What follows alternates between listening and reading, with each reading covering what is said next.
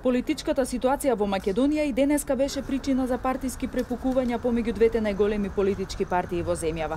Од Социјалдемократскиот сојуз преку соопштение повторно порачаа дека парламентарното мнозинство ќе ја реализира мнозинската волја на граѓаните и ќе ја спаси државата од хаос, а граѓаните од екзистенцијален крах. Во периодот што следи истакнаа од партијата согласно деловникот, уставот и законите ќе биде избран новиот претседател на собранието, кој ќе ги закаже локалните избори и ќе отвори пат за формирање на новата реформска влада. Од СДСМ предупредуваат дека ако продолжат блокадите, за 3 недели следува тотална блокада на државниот систем. Дека наскоро ќе има промени потврди и Петре Шилегов, но и тој не сакаше да открие каква е стратегијата на СДСМ која се уште не е видлива и кога ќе се реализира. Промени ќе има многу брзо. Парламентарното мнозинство ќе ја превземе одговорноста, овој процес ќе биде деблокиран и одговорност за ваквото поведение надвор од политичката мора да има и друг вид одговорност и за Никола Груевски како нарачател и за Трајко Велјановски и Ѓорги Иванов како извршители на таквата нарачка, која што се доведува во прашање иднината на Република Македонија. Дозволете, заради комплексноста на состојбата, да направиме сами проценката да овој процес го изведеме до крај мирно, затоа што интересот на Република Македонија да има мирен трансфер на власт.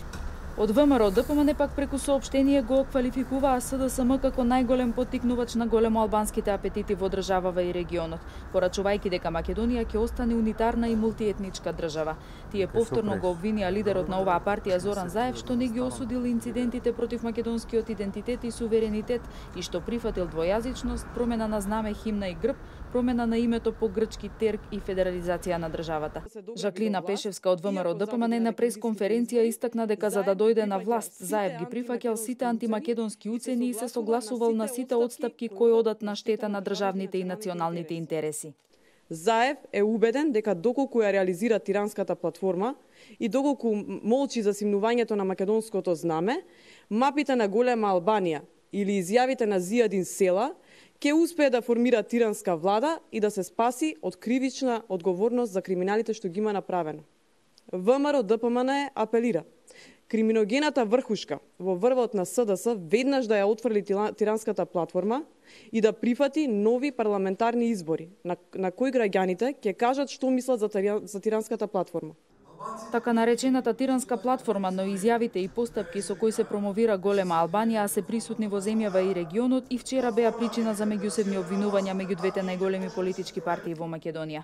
Од ВМРО ДПМН го обвинија СДСМ дека досега не осудил ниту една од низата националистички и антидржавни изјави кои беа дадени изминатиот период.